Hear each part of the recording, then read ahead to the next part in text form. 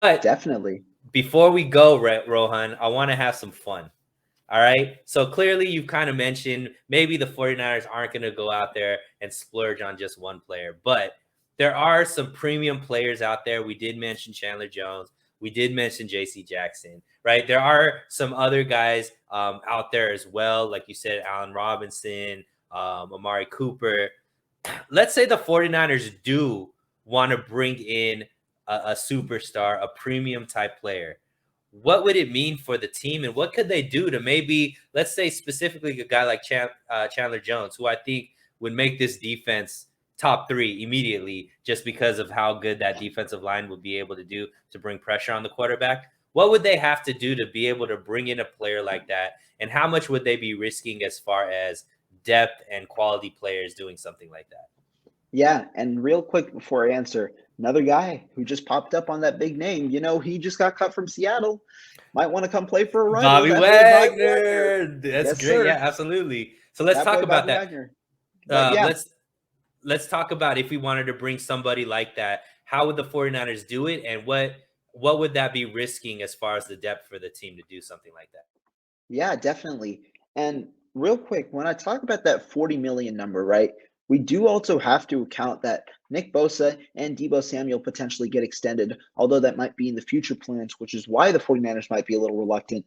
But looking at it, the 49ers definitely would be salvaging a good amount of depth if they get one of these guys. But the thing is, it's their option because they do have solid depth right now. Do they prioritize getting a star player who has the potential to make that game winning play? Or do they prioritize a guy like these Arden Key type of players where you sign them on cheaper deals, rotate them in and out, and then have Chris Kosaric develop them and put them in good situations to potentially be active and impact players on this team. So me personally, looking at it from the 49ers perspective, the way that they've kind of shown from 2021 to 2019, right? Because when we look at it in 2019, the 49ers had those strong players. They had D Ford, DeForest Buckner, Armstead, and then Nick Bosa on that offense or defensive line, but they didn't prioritize depth. They had those guys playing out there for a good portion of time, and they got tired toward that end of the Super Bowl, So what the 49ers might look like is, guess what? We don't want players to be tired. We want players where we can rotate them in and out, which is why it might be a little more unrealistic.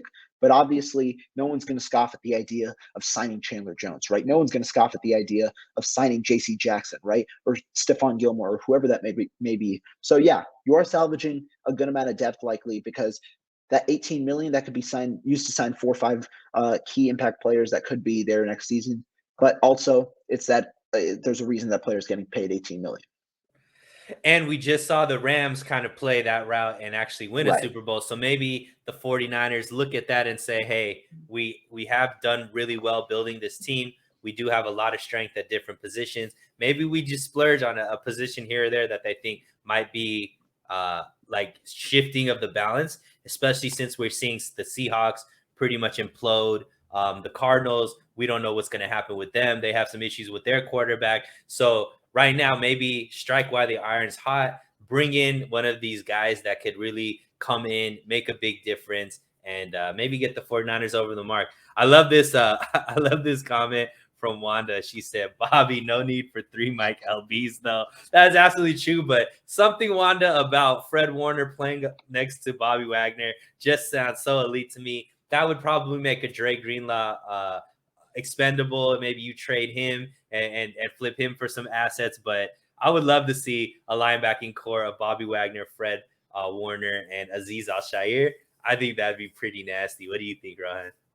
Oh man, just the ability, because we had Richard Sherman come on a somewhat of a team friendly deal when he came from Seattle. So obviously the possibility is going to be there until it's not there. But what I'm really hoping, Sunil, what I'm really, really hoping, Bobby, please don't go to the Rams. Please don't go to the Rams because the Rams are the type of team to swoop in and take a guy like Bobby Wagner. They're going Right. to say, screw it. Guess what, Vaughn? If you can't come back, it's all right because we're just going to replace you with Bobby, and we're going to have that other linebacker there for sure. But I mean, would I not like? I'd definitely be entertained if we got Bobby Wagner. I know Wanda, you're definitely right because we have not even three. We'd have Fred Warner. We'd have Fred Warner, Aziz Al Shire, Dre Greenlaw, and Fred Warner, or sorry, Bobby Wagner. Bobby Wagner, we'd have 4 very competent linebackers who are probably all deserving of starting roles. So it definitely is an overflow of depth, but I mean, it's Bobby Wagner. You definitely don't mind anytime Bobby Wagner comes on your team. For sure. What do you think he would be? What kind of contract would he be looking for? I don't know necessarily, because Bobby Wagner was, I think he's expected to be paid about 18 million this season, and coming into free agency, I don't necessarily know if a team's going to pay that much for a linebacker, but I do think you can get 15 million on the open market from a team. And really, I don't know if money really matters right now to Bobby Wagner, because if it did, he could stay on his current contract and ask the Seahawks to trade him. But I think the Seahawks did right by Bobby Wagner, let him choose his next destination, and then from there, he gets to go where he wants to go, be it if it is potentially Los Angeles, if it's a team like Baltimore who's in need for a linebacker, potentially he gets a long-term extension there, maybe a 3-year, $45 million deal, something like that could be fitting for Bobby Wagner. So, Rohan, before we let you go, if the 49ers are going to splurge on a 15 million plus year player, what is the most likely candidate? Your hot take. Who do the 49ers bring in as far as a premium player? All right. So if it is a premium player, I'm not going to say JC Jackson. I don't think that that's realistic. I would say it's going to boil down to 2 players, and that's going to be Stephon Gilmore if they want him there, or it's going to be Hassan Reddick if they overpay for him and pay him $15 million. Those are my 2 candidates.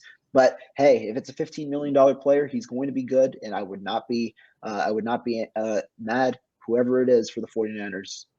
It'd be fun to see the 49ers go out there and kind of just splurge a little bit. They've been the conservative team for so long. Go out there and spend some money. Go out there and throw some racks on one of these players.